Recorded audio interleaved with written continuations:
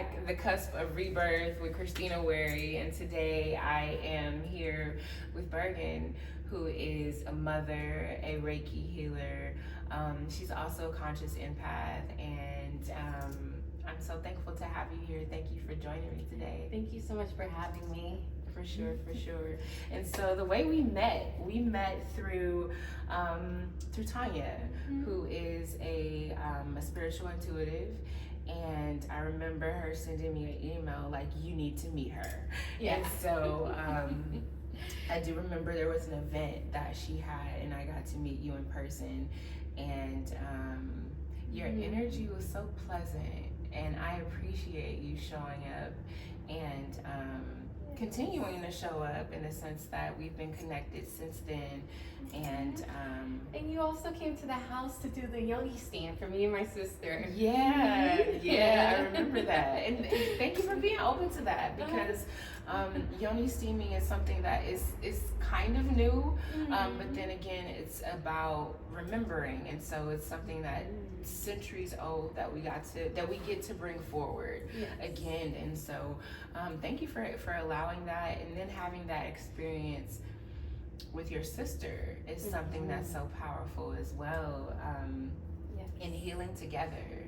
And so it was definitely a relaxing experience, and very powerful for us, like a nice sister bonding moment as well, like you said. Awesome. Yeah, that's what there's an openness, I feel, that comes after steaming and during steaming, where we're allowed to release, but we also are empowered. And so I very much a steamer.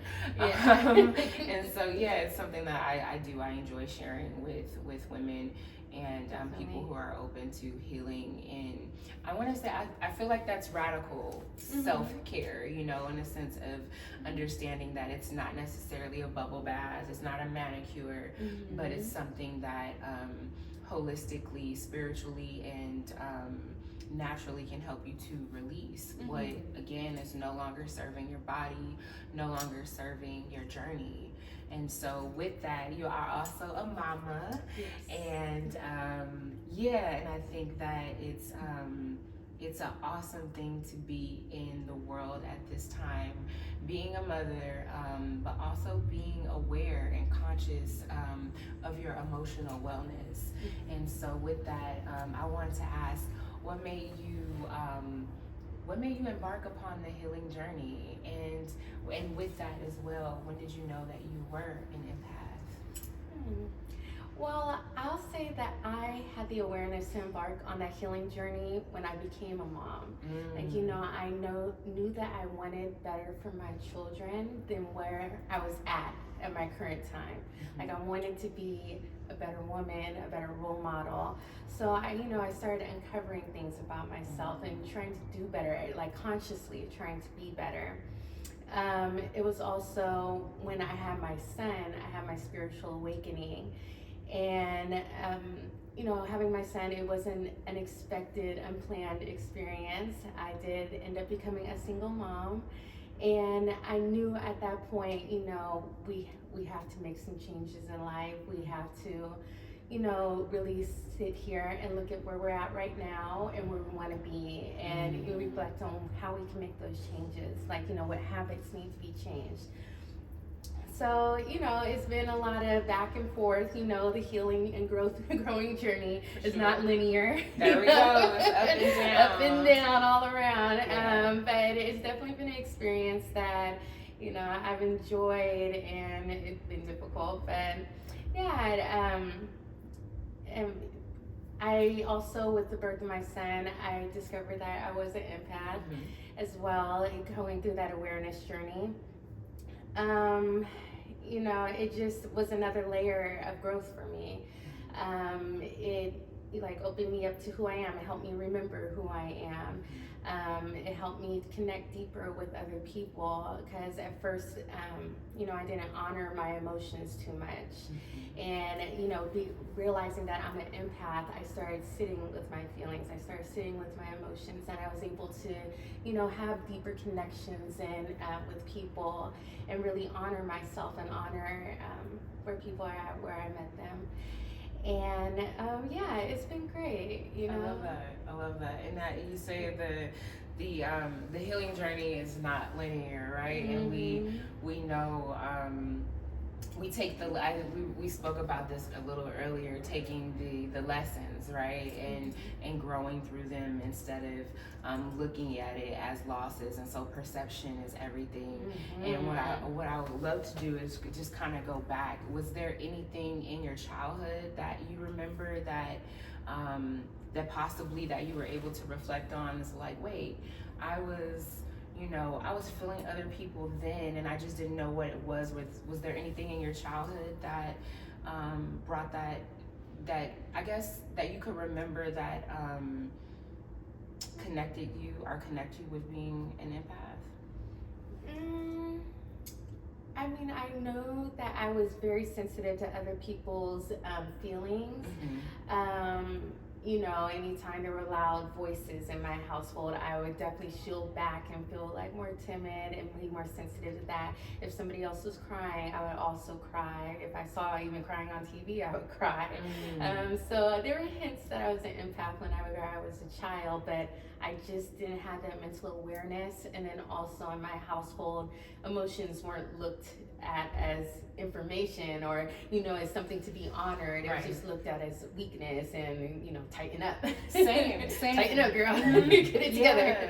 So it's definitely been a process learning how to embrace my emotions and look at them as information. A way to it's telling you something. Right. I love that. And you spoke to sitting with it, sitting with it, right? Yes. And sitting with it is so important. Just allowing yourself to feel the totality of all of that energy and honor it.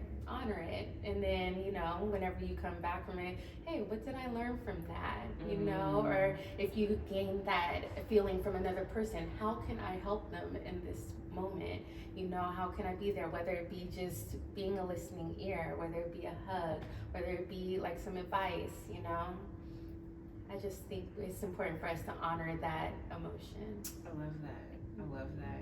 Yeah. And so what would you tell someone who's going through some things and learning how to sit with those feelings that are uncomfortable or not pleasing at the moment?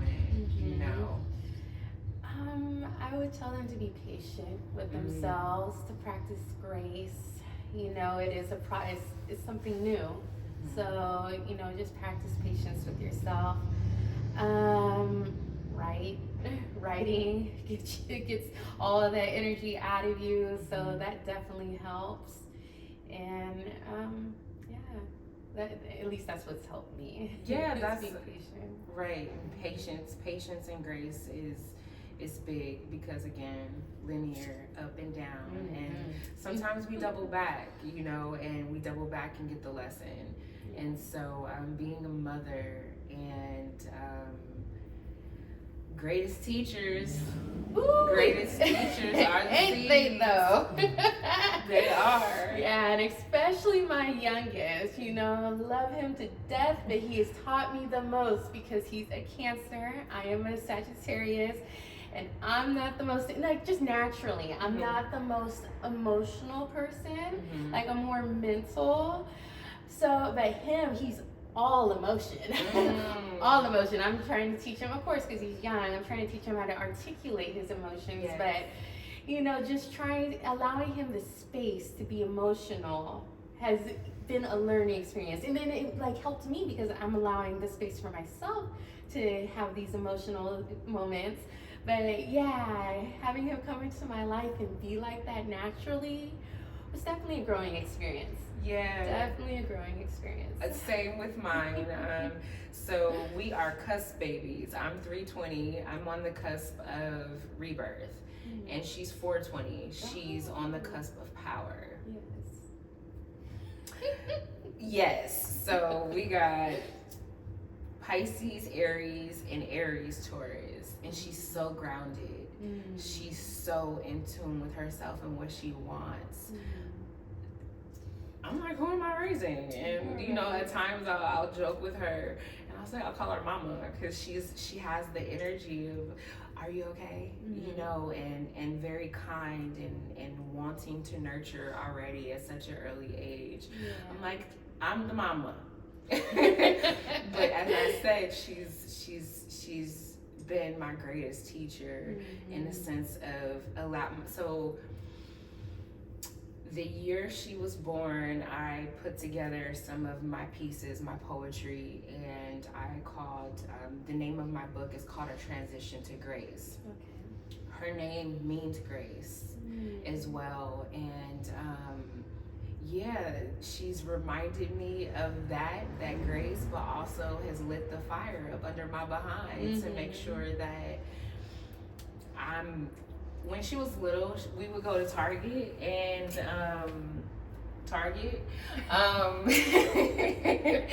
and she'd be like, Mom.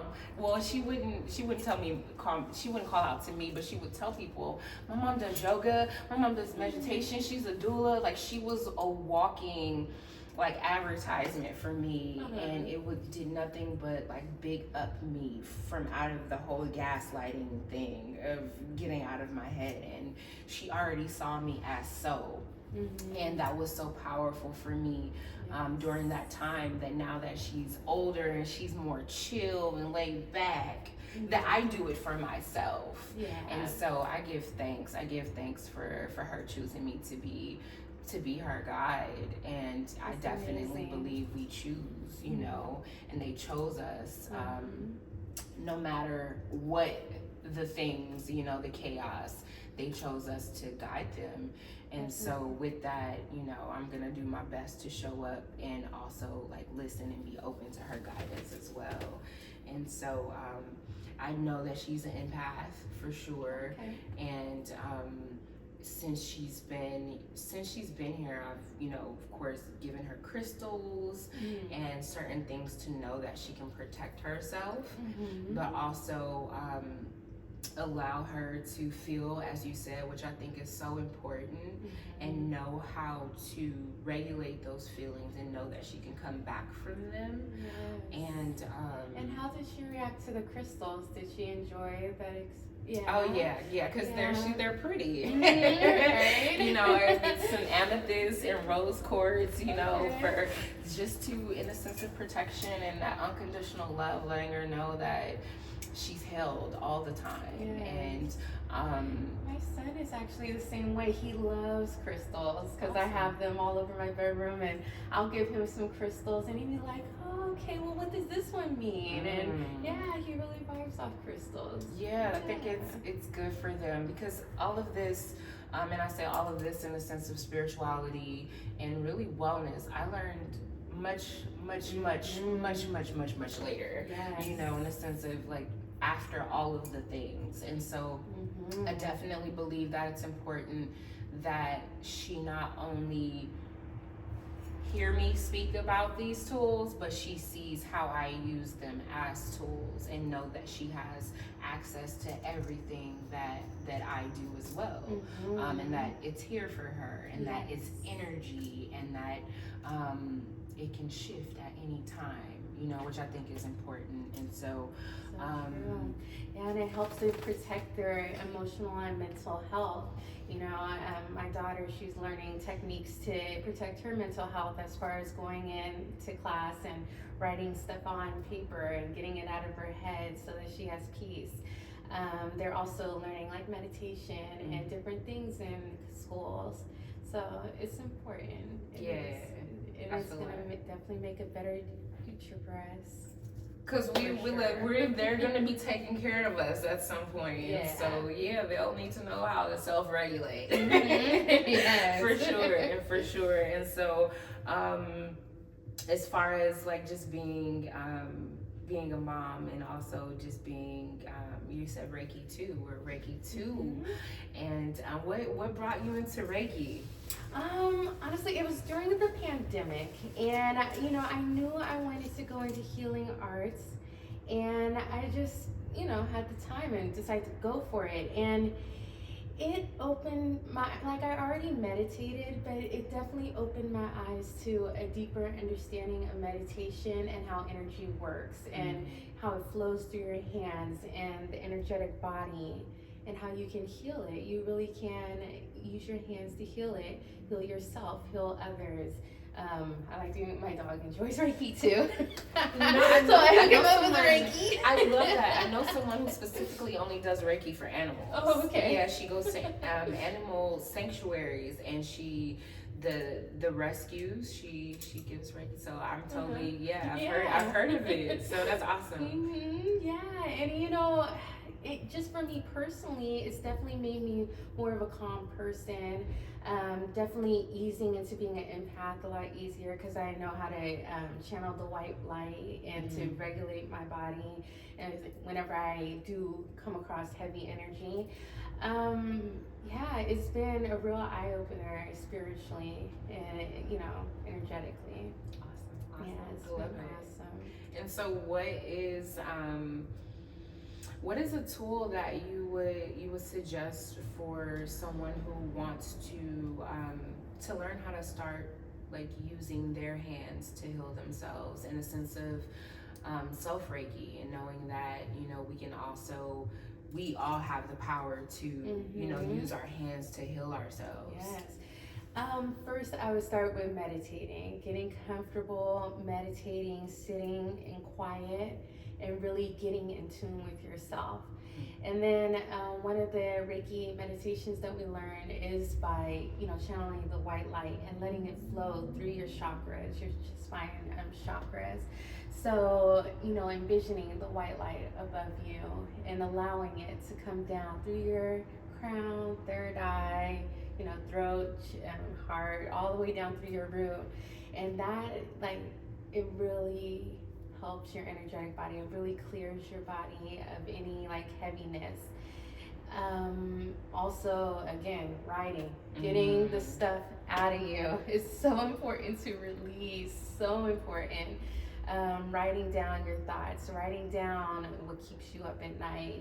Getting all of that. If you have any childhood stuff, get that out. We don't live there no more. Right. Get it done. And live in the now. I love that. Yeah, just releasing, will definitely get you more in tune with your, spirit and also with your higher self. So.